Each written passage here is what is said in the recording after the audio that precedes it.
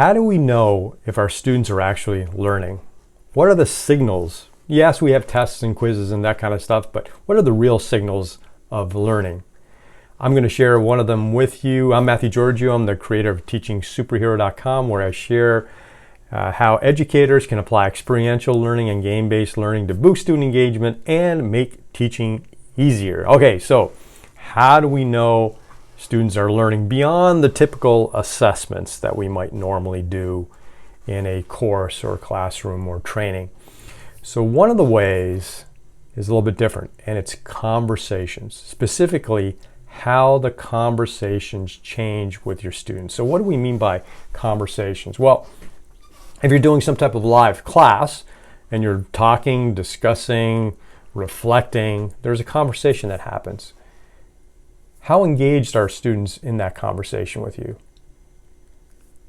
How insightful are their questions? Are you kind of pushing them to ask questions, or are they pushing you to answer those questions? Are they peppering you with questions? Again, how insightful are those questions? Because the insight of the question itself can reveal whether students are learning or not. So I was working with one instructor who was using a business simulation in their class, and they said that's how they knew that their students were really learning with this simulation, because all of a sudden the conversations that the students were having amongst themselves and with him as an instructor immediately changed. All of a sudden they were having conversations like experienced business managers, experienced business owners. And if you have experience in a certain area, if you've ever been in a room with other people who have similar experience with you, you know what I'm talking about, because there's an instant empathy. There's no need to have small talk about things that are not relevant. Everybody immediately understands what's happening, and they immediately cut to the chase with very laser focused questions, very insightful questions about the situation, the conversation that you're having. So this is one of the really unique things about experiential learning. Once you gain that experience as a learner, once you gain that experience, all of a sudden you're starting to make the different connections. Whereas before, there was a lack of context. You know, a lot of times in education, we teach things in silos. You know, we're going to learn this thing, and then we're going to learn this thing, and then we're going to learn this thing. But in the real world, everything is often interrelated. And it's hard to kind of create that context unless you've actually experienced it yourself.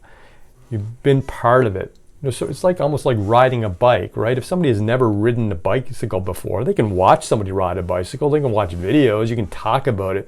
But until I actually get on that bike, I'm not truly going to understand the context of what everything that I have to know, or how to become an expert at something. You know, how should braking work? How should I change gears? When should I change gears? How much effort should I put on the pedals? What should I do on uphills and downhills? You can talk about all those things. It's not rocket science, and people will generally understand, but they're never truly going to get it. But as soon as they experience it themselves and they have that context, all of a sudden the conversations change, and you know through those conversations, wow, what a different level of engagement. Wow, what a different level of understanding of the topic, of the content that my students have. And I can tell they have it simply by the conversation they're having with each other or with me. I encourage you to look at those, listen to those conversations carefully. And whenever you do some activity with students, open up your ears a little bit more and think about, are the conversations changing? Because if the conversations are not changing, it might mean lack of engagement, because they're not even having the conversation. You know, they just want to get done with and not talk about it. Or maybe they're talking a little bit about it, but it's very shallow. It's not deep discussion. So consider how the conversations change. I'm Mathew Georghiou, TeachingSuperhero.com. Check it out. Lots of free resources and our online community.